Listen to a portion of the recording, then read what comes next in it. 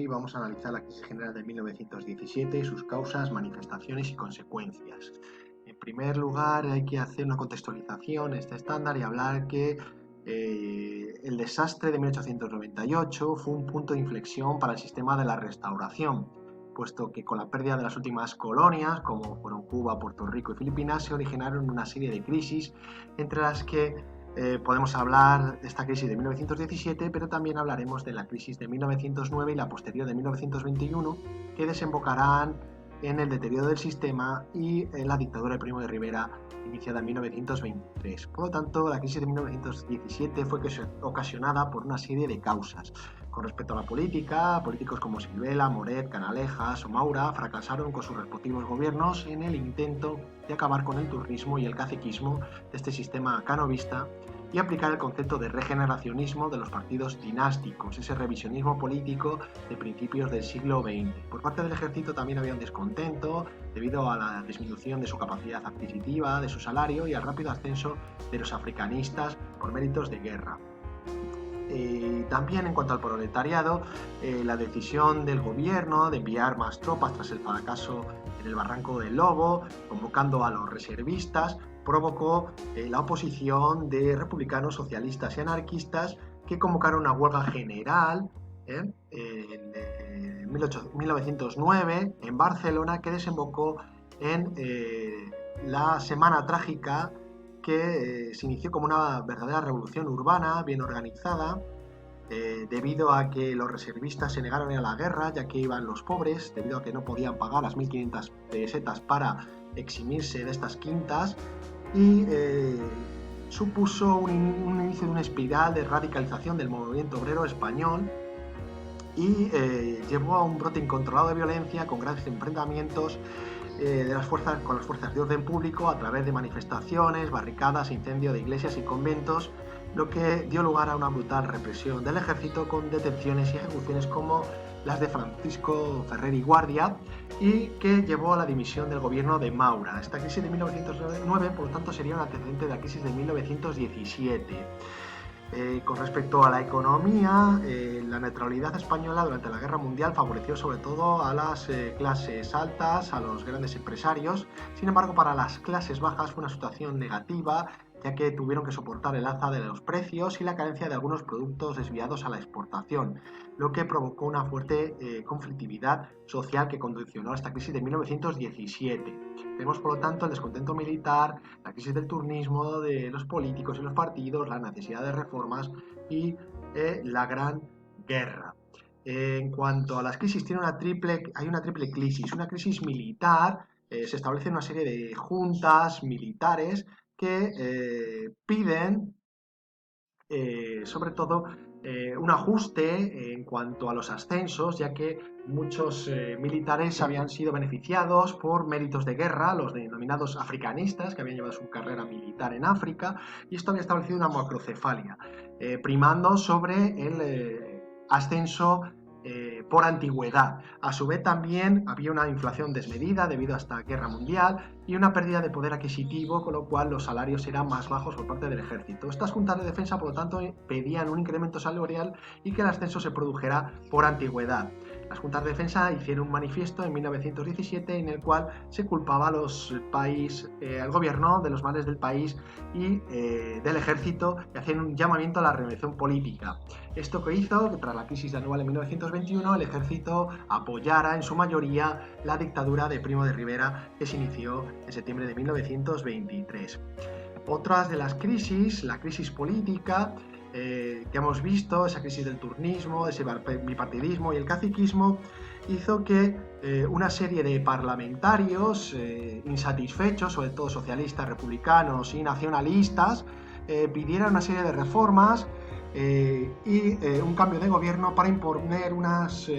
convocatoria de cortes constituyentes con un nuevo sistema político y la aplicación de un programa reformista contemplando las reivindicaciones de los partidos nacionalistas. Ante este descrédito de los partidos dinásticos, Cambó, el líder de la Liga Regionalista, con apoyo del PNV, de la UGT y la CNT, convocó la Asamblea de Parlamentarios Partidarios de la Reforma en la Asamblea de Parlamentarios en Barcelona. No obstante, esta convocatoria tuvo poco éxito fue prohibida por el gobierno y disuelta por la Guardia Civil, y tuvo poco éxito, sobre todo por las discrepancias ideológicas entre regionalistas e izquierdistas, y el inicio, como veremos, de la huelga hizo que los burgueses, los partidos burgueses, se inhibieran de esta asamblea por la inestabilidad política que podía crear ante el temor revolucionario. Por último, esta crisis de 1917 también es una crisis social y se inicia con una huelga general, ya que, como hemos dicho, la neutralidad española durante la Guerra Mundial había beneficiado sobre todo a las clases altas, a los empresarios, que les había reportado grandes beneficios debido a la exportación, pero que perjudicó a los precios debido a la inflación, y el poder adquisitivo de los obreros disminuyó, lo que supuso que entonces no hubiera un alza de salarios como el alza de precios que se generó por estas exportaciones. Esto generó un malestar que provocó un enorme crecimiento de afiliación a sindicatos como la UGT, con Besteiro y Largo Caballero, y a la CNT de Seguí y Pestaña, lo que dio lugar a esta huelga general iniciada en Barcelona el 13 de agosto de 1917 y que se extendió durante una semana por Andalucía, Madrid, Asturias y País Vasco, paralizando los núcleos industriales. No obstante, a pesar de que la convocatoria era indefinida, no fue apoyada por muchas clases medias, campesinos o los militares, lo que la hizo fracasar, provocando una gran represión con la ley marcial por parte del gobierno y encarcelando al comité de huelga, condenando a cadena perpetua a gran número con gran número de heridos y muertos. Aquí tenemos el comité de huelga que fue encarcelado tras la huelga. La crisis del 17, esta crisis social y esta huelga tampoco tuvo éxito debido a la no participación de las clases medias, ni del campesinado, y el apoyo del ejército al gobierno, además de las vacilaciones republicanas y el miedo de la burguesía a esta revolución, digamos, desde las clases obreras. Ahí tenemos, aparte de este comité de huelga, entre los que estaba el Largo Caballero, líder de la UGT y posterior presidente de gobierno durante la República, Anguiano, Besteiro y Saborit. Finalmente, tenemos que hablar que las consecuencias fue un colapso de las instituciones, ya que en los 5 años siguientes a estas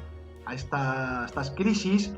hubo 10 gobiernos, por tanto una inestabilidad política. El ejército se veía como único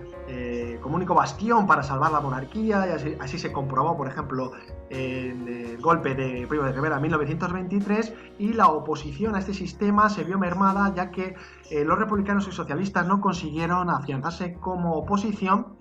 Los republicanos, que cada vez eran más conservadores, hemos visto del peligro de esa huelga de 1917, y más fragmentados, aunque el Partido Socialista aumentó su filiación y su fuerza social y se vio extendido tras la Revolución Rusa de 1917 y la aparición de ese partido bolchevique, Partido Comunista, con sus juventudes socialistas que crearon el Partido Comunista en España. A su vez también se produjo una radicalización social y un enfrentamiento entre los clase obrera y los patronos, que contrataban pistoleros para asesinar a los dirigentes sindicales, sobre todo de la CNT y sobre todo en Barcelona, en contrapartida por la violencia también por parte de esta clase obrera, que sin embargo la violencia ejercida por los patronos fue mucho mayor que la ejercida por parte de este movimiento obrero. Ahí tenemos la cifra de 226 asesinatos entre 1916 y 1923, lo que, como hemos indicado, y tras la crisis provocada por Noailles en 1921, desembocará en el final de este sistema turnista y bipartidista con la dictadura de Primo de Rivera entre 1923 y 1930. Bueno, espero que os sirva esta explicación para estudiar y para repasar este estado.